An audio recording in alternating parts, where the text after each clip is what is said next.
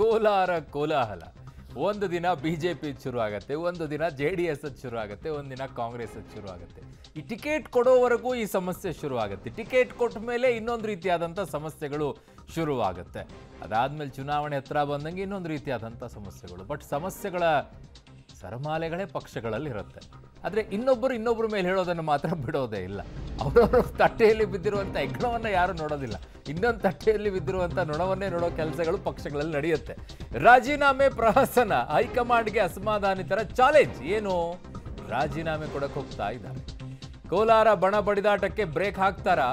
ಮುನಿಯಪ್ಪನವರ ಅಳಿಯನಿಗೆ ticket ಪಕ್ಕಾನ? ಮೂರನೆಯವರಿಗೆ ಗ್ಯಾರಂಟಿನ? Kolar ಕೋಲಾಹಲ, ಖರ್ಗೆ ಅವರ ಅಂಗಳದಲ್ಲಿ ಎರಡೂ ಬಣಗಳ ಭವಿಷ್ಯ ಅಂತಿದ್ದಾರೆ. ಸೊ ಇದು ಖರ್ಗೆ ಅವರ ಬಳಿ ಅಂಗಳದಲ್ಲಿ ನಿಲ್ಲುತ್ತೋ ಅಥವಾ ರಾಜ್ಯದಲ್ಲೇ ಸಮಾಧಾನವಾಗುತ್ತೋ ಅನ್ನೋದನ್ನು ನೋಡಬೇಕಾಗಿದೆ. ಕಾರಣ ಇವತ್ತು ರಾಜೀನಾಮೆ ಕೊಡೋಕೆ ಹೋಗಿರುವಂಥವ್ರು ಕೊನೆಗೆ ನಿರ್ಧಾರ ಮಾಡಿದ್ದು ಮುಖ್ಯಮಂತ್ರಿಗಳ ಒಂದು ಫೋನ್ ಕಾಲ್ನಲ್ಲಿ. ನಾನು ಬರ್ತೀನಿ ಇರ್ರಪ್ಪ ಅಂದ ತಕ್ಷಣ ಕೊಡೋಕೆ ಹೋದಂಥ ರಾಜೀನಾಮೆ ವಾಪಸ್ ಇಟ್ಟರು. ಆದರೆ ಇನ್ನೊಂದು ಕಡೆಗೆ ಚರ್ಚೆ ಹೇಗೆ ಬರ್ತಾ ಇತ್ತು ಅಂದರೆ, ಇದು ಸೂತ್ರಧಾರಿ ಯಾರೋ ಇದ್ದಾರೆ, ಪಾತ್ರಧಾರಿಗಳನ್ನಾಗಿ ಅವ್ರನ್ನ ಮಾಡಿದ್ದಾರೆ, ಸುಮ್ಮನೆ ಹೋಗ್ಬಿಟ್ಟು ಒಂದು ಚಮಕ್ ಕೊಟ್ಟು ಬನ್ನಿ ಅಂತೇಳಿ ಕಳಿಸ್ದಂಗೆ ಇತ್ತು. ಅದು ಮೇಲ್ನೋಟಕ್ಕೆ ಒಂದು ಮೆಸೇಜ್ ಕೊಡೋಕ್ಕೆ ಮುನಿಯಪ್ಪನವರಿಗೆ ಡೈರೆಕ್ಟಾಗಿ ಮುನಿಯಪ್ಪನವ್ರಿಗೆ ನಿಮ್ಮ ಮಳೆಯ ನಿಲ್ಲೋದು ಬೇಡ, ನೋಡಿ ಇಲ್ಲಿ ಇರೋದು ಎಷ್ಟಾಗ್ತಾ ಇದೆ, ಈಗ ಬೇಡ ಅಂತ ಹೇಳ್ತಾ ಇದ್ವಿ ಅಂತ ಹೇಳೋ ಮೆಸೇಜನ್ನು ಯಾರಾದರೂ ಕೊಡ್ತಾ ಇದ್ದಾರನೋ ಚರ್ಚೆಗೂ ಕೂಡ ಅದು ಅವಕಾಶ ಮಾಡಿಕೊಡ್ತಾ ಇದೆ. ಮಾಲೂರಿನ ಶಾಸಕರು ನಂಜೇಗೌಡರು ರಾಜೀನಾಮೆ ಕೊಟ್ಟು ಬಿಡ್ತಾರಾ? ಇಷ್ಟೊಂದೆಲ್ಲ ಕಸರತ್ತು ಮಾಡಿಕೊಂಡು 136 ಸೀಟಲ್ಲಿ ಬಂದಿರುವಂಥ ಕಾಂಗ್ರೆಸ್ನಲ್ಲಿರುವಂಥ ಶಾಸಕರು ಈಗ ರಾಜೀನಾಮೆ ಕೊಡ್ತಾರಾ? ಏನೋ ಡೌಟು. ಸೊ ಕೊತ್ತೂರು ಮಂಜು ಅವರು, ಕೊತ್ತೂರವರು, ಸೊ ಅವರು ಮಂಜು ಅವರಿಗೆ ಅವರು ಕೂಡ ರಾಜೀನಾಮೆ ಕೊಡೋಕ್ಕೆ ಮುಂದಾಗಿದ್ದಾರೆ. MC ಸುಧಾಕರ್ ಅವರು ಸಚಿವರು, ಚಿಂತಾಮಣಿ ಕ್ಷೇತ್ರ, ಇವರಿಗೆ ರಾಜೀನಾಮೆಯನ್ನು ಕೊಡೋಕ್ಕೆ ಮುಂದಾಗ್ತಾರ? ಹೋಗಿದ್ದಾರೆ. ಬಟ್ ಅಲ್ಲಿ ಹೋದಂಥ ಸಂದರ್ಭದಲ್ಲಿ ಇವತ್ತು ಯಾರ ಹತ್ರನೂ ರಾಜೀನಾಮೆ ಪತ್ರನೇ ಇರಲಿಲ್ಲ, ಲೆಟರ್ ಹಿಡ್ಕೊಂಡು ಹೋಗಿದ್ದಾರೆ ಅಷ್ಟೇ.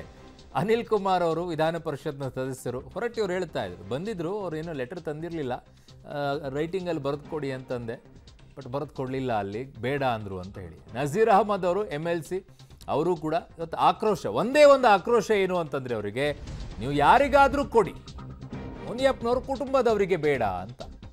ಸೊ ಮುನಿಯಪ್ಪನವರ ವಿರುದ್ಧ ಸೇಡಿಗೆ ಮುಂದಾದ್ರ, ಈ ಹಿಂದಿನ ಸೋಲಿಗೆ ಇದು ಪ್ರತಿಕಾರನ. ಸೊ ಒಳ ಜಗಳದಿಂದ ಮುನಿಯಪ್ಪನವರ ಅಳಿಯನಿಗೆ ಟಿಕೆಟ್ ಕೈ ತಪ್ಪುತ್ತಾ? ಮೂರನೇ ಅಭ್ಯರ್ಥಿಗೆ ಅದೃಷ್ಟ ಕೈ ಹಿಡಿಯುತ್ತಾ? ಅಥವಾ ಅವ್ರನ್ನ ಮನವೊಲಿಸಿ ಅವರಿಗೆ ಕೊಡೋ ಕೆಲಸಕ್ಕೆ ಮುಂದಾಗ್ತಾರ? ಬಣ ಬಡಿದಾಟಕ್ಕೆ ಹೈಕಮಾಂಡ್ ಶಾಕ್ ಟ್ರೀಟ್ಮೆಂಟ್ ಅಂತಿದ್ದಾರೆ, ನೋಡಬೇಕು. ನಿಜ, ಯಾಕಂತಂದ್ರೆ ಇನ್ನೂ ಕ್ಯಾಂಡಿಡೇಟ್ ಅನೌನ್ಸ್ ಆಗಿಲ್ಲ. ಅಸಮಾಧಾನ ಅಂತೂ ಇದೆ, ಅನೌನ್ಸ್ ಆಗ್ಬಿಡ್ತದೆ ಅಂತ ಅವರು ಭಯದಲ್ಲಿದ್ದಾರೆ. ಕ್ಲಿಯರ್ಗೆ ಅವಕಾಶ ಅಂತಲ್ಲ, ಬಲಗೈ ಲೆಫ್ಟ್ ರೈಟ್ ಕೊಡಬೇಕು ಅನ್ನೋದು. ಇನ್ನು ಕಾಂಗ್ರೆಸ್ ಪಾರ್ಟಿಲಿ ಯಾವ ಟಿಕೆಟ್ ಬಗ್ಗೆನೂ ಇನ್ನೂ ತೀರ್ಮಾನ ಆಗಿಲ್ಲ, ಇನ್ನೂ ಯಾವ ಟಿಕೆಟ್ ಅನೌನ್ಸ್ಮೆಂಟ್ ಆಗಿಲ್ಲ. ಯಾರು ಗಾಬರಿ ಪಡಬೇಕಾದೇನಿಲ್ಲ. ಕಾಂಗ್ರೆಸ್ ಪಾರ್ಟಿಲಿ ಶಿಸ್ತು ಮುಖ್ಯ. ಯಾರು ಲಕ್ಷ್ಮಣ್ ರೇಖಾವಳಿ ಶಿಸ್ತನ್ನ ಯಾರು ಮುರಿಬಾರ್ದು. ಪಕ್ಷ ಇದ್ದರೆ ನಾವೆಲ್ಲ, ಪಕ್ಷ ಇಲ್ಲ ಅಂದರೆ ನಾವು ಯಾರೂ ಅಲ್ಲ. ಎಲ್ಲರಿಗೂ ಕೂಡ ತಿಳಿಸಿದ್ದೇನೆ, ಎಲ್ಲರೂ ಒಪ್ಕೊಂಡಿದ್ದಾರೆ. ನಾನು ಇವತ್ತು ಹೋಗ್ತಾ ಇದ್ದೀನಿ, ನಾನು ಮುಖ್ಯಮಂತ್ರಿ ಇಬ್ಬರೂ. ಅವ್ರು ಮೈಸೂರು ಹೋಗಿ ಬೆಂಗಳೂರು ಹೋಗ್ತೀವಿ, ಕೂತಿ ಏನೇ ಸಮಸ್ಯೆ ಇದ್ರೂ ನಾವು ಬಗ್ಗೆ. ಅಲ್ಲಿ ಈ ಅಸಮಾಧಾನವೇ ಮೈತ್ರಿ ಪಕ್ಷಕ್ಕೆ ಒಂದಿಷ್ಟು ಲಾಭ ತಂದು ಕೊಡುತ್ತಾ? ಈ ಹಿಂದೆಯೂ ಕೂಡ ಇದೇ ರೀತಿಯಾಗಿ ಚರ್ಚೆಗಳು ಬಂದಿತ್ತು ಕೋಲಾರ ವಿಚಾರದಲ್ಲಿ. ಇಬ್ಬರು ಸಚಿವರ ಕಿತ್ತಾಟದಲ್ಲಿ ಕೋಲಾರ ಕಾಂಗ್ರೆಸ್ಗೆ ಕಷ್ಟವಾಗುತ್ತಾ? ಮುನಿಯಪ್ಪನವರು ಸುಧಾಕರ್ ಕಿತ್ತಾಟವೇ ಮೈತ್ರಿ ಪಕ್ಷಕ್ಕೆ ಪ್ಲಸ್ ಆಗುತ್ತಾ? 25 ವರ್ಷ ಆದರೂ ಕೂಡ ರಾಜಕೀಯ ವೈಷಮ್ಯ ಮುಗಿತಾನೇ ಇಲ್ಲ. ಇದು ಸಚಿವ ಸುಧಾಕರ್ ಅವರ ತಂದೆಯ ಕಾಲದಿಂದಲೂ ಕೂಡ ಈ ಕಿತ್ತಾಟ ಇದೆ. ಮುನಿಯಪ್ಪ ಅವರ ಅಳಿಯನಿಗೆ ಟಿಕೆಟ್ ಬರೋದಕ್ಕೆ ಇದೇ ಕಾರಣನ? ಆಗಿನ ಅಂಧಕಾಲದ ವೈಷಮ್ಯ ಇಂಧಕಾಲದವರೆಗೂ ಕೂಡ ವೈಷಮ್ಯ ಮುಂದುವರಿತಾ ಇದೆ. ಸೊ ಅವರು ಚೌಡಾರೆಡ್ಡಿಯವರ ಮಧ್ಯೆ ಕಿತ್ತಾಟ ಇತ್ತು. ಆಗ ಸಚಿವ ಮುನಿಯಪ್ಪ ಮತ್ತು ಸುಧಾಕರ್ ಅವರ ತಂದೆ ಚೌಡಾರೆಡ್ಡಿಯವರ ನಡುವೆ 1999ರಲ್ಲಿ ಚೌಡಾರೆಡ್ಡಿಗೆ ಟಿಕೆಟನ್ನು ಮುನಿಯಪ್ಪನವ್ರು ಕೈ ತಪ್ಪಿಸಿದ್ರು. ಆಗಿನಿಂದಲೂ ಕೂಡ ಅಸಮಾಧಾನ ಇದೆ. ಮುನಿಯಪ್ಪನವರಿಗೆ ಸೆಡ್ಡು ಹೊಡೆದು ಪಕ್ಷೇತರರಾಗಿ ಚೌಡಾರೆಡ್ಡಿಯವರ ಹೊತ್ತು ಗೆದ್ದಿದ್ರು. ಸೊ ಆ ವೈಷಮ್ಯ ಎಲ್ಲೂ ನಿಂತಂಗೆ ಕಾಣಿಸ್ತಾ ಇಲ್ಲ. ಚೌಡಾರೆಡ್ಡಿಯನ್ನು ಪಕ್ಷದಿಂದಲೇ ಉಚ್ಚಾಟನೆಯನ್ನು ಮುನಿಯಪ್ಪನವ್ರು ಮಾಡಿಸಿರ್ತಾರೆ. ಸೊ ಇಷ್ಟೊಂದೆಲ್ಲ ಇರಬೇಕಾದ್ರೆ ಇನ್ನೂ ಅಸಮಾಧಾನ ಇಲ್ಲದೆ ಇರೋಕ್ಕಾಗತ್ತಾ? ರಾಜಿ ಪಂಚಾಯಿತಿ ಬಳಿಕ ಸುಧಾಕರ್ ಕಾಂಗ್ರೆಸ್ಗೆ ಸೇರ್ಪಡೆ ಆಗ್ತಾರೆ. ಸೊ ಆ ಅಸಮಾಧಾನ ಹಾಗೆ ಈಗ ಮುಂದುವರಿತಾ ಇದೆ. ಯಾವ ಕಾರಣಕ್ಕೂ ಕೂಡ ಬೆಳೆಯೋಕ್ಕೆ ಕೊಡಬಾರ್ದು ಅಂತ 2004-8ರಲ್ಲಿ ಸತತ 2 ಬಾರಿ ಸುಧಾಕರ್ ಅವರು ಆಯ್ಕೆ ಆಗ್ತಾರೆ.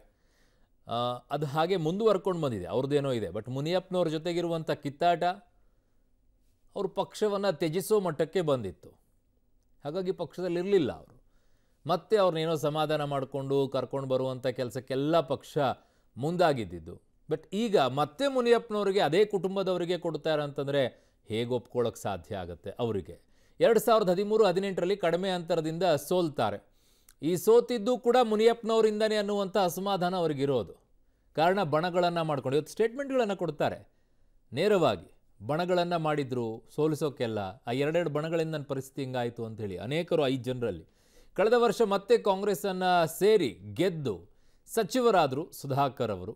ಹಾಗಾಗಿ ಈಗ ಮತ್ತೆ ಹೆಂಗೆ ಬೆಳೆಯಕ್ಕೆ ಕೊಡ್ತಾರೆ ಮುನಿಯಪ್ಪನವ್ರನ್ನ? ಅಲ್ಲೇ ಬೆಳೆಯೋದನ್ನು ಚಿಗುರೋದನ್ನು ಕಟ್ ಮಾಡೋ ಕೆಲಸ. ಅವ್ರು ಗೌರವಿಸಿ ಅವ್ರು ಬಂದು ತೀರ್ಮಾನ ಮಾಡಿದ್ಮೇಲೆ ನಾವು ಅವ್ರನ್ನ ಸಂಪರ್ಕಿಸಲಿಕ್ಕೆ ಹೋಗಿಲ್ಲ. ಅವರು ಈಗ ನಾವು ಇಲ್ಲಿ ಚೇರ್ಮನ್ ಆಫೀಸ್ಗೆ ಬಂದಾಗ CM ಫೋನ್ ಮಾಡಿಬಿಟ್ಟು ಇಲ್ಲ ನಾವು ಸಾಯಂಕಾಲದವ್ರಿಗೆ ಬರ್ತೀವಿ. ನಮ್ಮ ಉಪಮುಖ್ಯಮಂತ್ರಿಗಳು ಪಕ್ಷದ ಅಧ್ಯಕ್ಷರು ನಮಗೆ ಸೂಚನೆ ಕೊಟ್ಟಿದ್ದಾರೆ, ನಾವು ಬಂದು ಮಾತಾಡ್ತೀವಿ ನಾವು ಬಂದು ಮಾತಾಡ್ತೀವಿ ಅಂತ ಹೇಳಿದ್ದಾರೆ.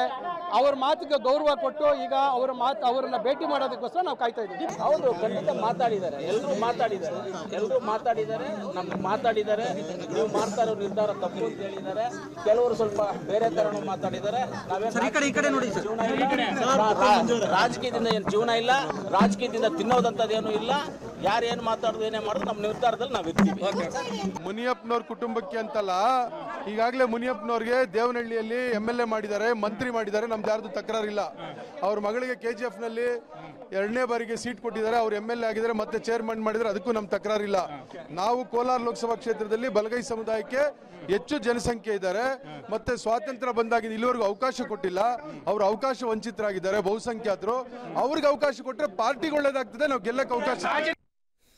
ಸೊ ಹೈಕಮಾಂಡ್ ನಿಲುವೆ ಈಗ ಈ ಕೋಲಾರದಲ್ಲಿ ಕೋಲಾಹಲ ಸೃಷ್ಟಿಯಾಗೋಕ್ಕೆ ಕಾರಣನ ಕಾಂಗ್ರೆಸ್ ಸೇರುವಾಗ ಷರತ್ತು ವಿಧಿಸಿದ್ರು ಸಚಿವ ಸುಧಾಕರ್ ಅವರು. ಕೋಲಾರ ರಾಜಕೀಯದಲ್ಲಿ ಮುನಿಯಪ್ಪ ಹಸ್ತಕ್ಷೇಪ ಮಾಡದಂತೆ ಷರತ್ತು ಹಾಕಿದ್ರು. ಈಗ ಮುನಿಯಪ್ಪ ಅಳಿಗನಿಗೆ ಟಿಕೆಟ್ ಕನ್ಫರ್ಮ್ ಆಗ್ತಾ ಇದ್ದಂತೆ ಅತೃಪ್ತಿ ಸ್ಫೋಟವಾಗಿದೆ. ಕೋಲಾಹಲಕ್ಕೆ ಹೈಕಮಾಂಡ್ ಗೊಂದಲವೇ ಕಾರಣ ಅಂತ ಸದ್ಯಕ್ಕೆ ವಿಶ್ಲೇಷಣೆಗಳು ಬರ್ತಾ ಇದೆ.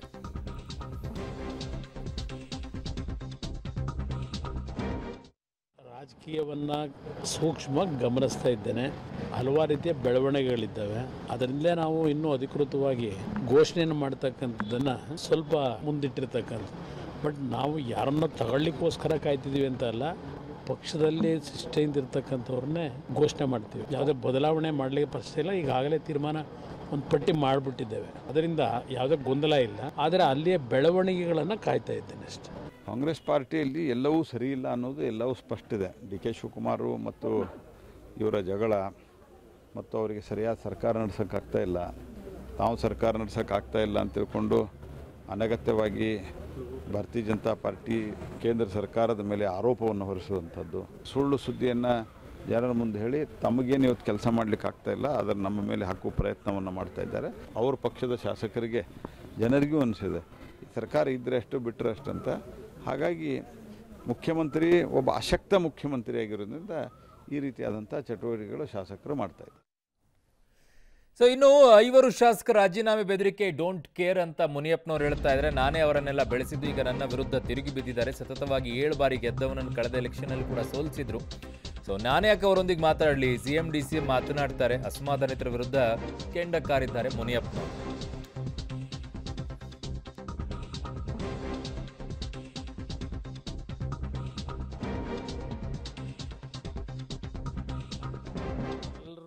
ನಜೀರ್ ತಂದಿದ್ದು ನಾನು, ಅನಿಲ್ ಕುಮಾರ್ ತಂದಿದ್ದು ನಾನು, ನಂಜೇಗೌಡ ತಂದಿದ್ದು ನಾನು, ನಾರಾಯಣ ಸ್ವಾಮಿಗೆ ಇವರಿಗೆಲ್ಲ ನಾನು ಸಹಾಯ ಮಾಡಿದ್ದೀನಿ. ನನಗೆ ಯಾರೂ ಕೆಟ್ಟದ್ದು ಮಾಡಿಲ್ಲ. ಇವ್ರಿಗೆ ಸೀಟ್ ಕೊಡೋವಾಗ ನಾನೇನು ಅಭ್ಯಂತರ ಮಾಡಲಿಲ್ಲ, ಪಾರ್ಟಿಗೆ ಸೇರಿಸೋವಾಗ ಅಭ್ಯಂತರ ಮಾಡಲಿಲ್ಲ, ಯಾವುದರಲ್ಲಿ ಕೂಡ ನಾನು ಭಾಗವಹಿಸಲಿಲ್ಲ. ಪಕ್ಷ ಬರಬೇಕು, ಪಕ್ಷ ಅಧಿಕಾರಕ್ಕೆ ಬರಬೇಕು ಅಂತೇಳಿ ನಾನು ಎಲ್ಲರಿಗೂ ಸೀಟ್ ಕೊಡಿ, ನಂದೇನು ಅಭ್ಯಂತರ ಇಲ್ಲ. ಆದರೆ ಇವತ್ತಿವರು ಆ ರೀತಿ ಮಾತಾಡ್ತಾ ಇದ್ದಾರೆ. ನಾನು 7 ಸಾರಿ ಗೆದ್ದಿದ್ದೆ, ಗೆಲ್ಲೋದು ನನಗೆ ಗೊತ್ತಿದೆ.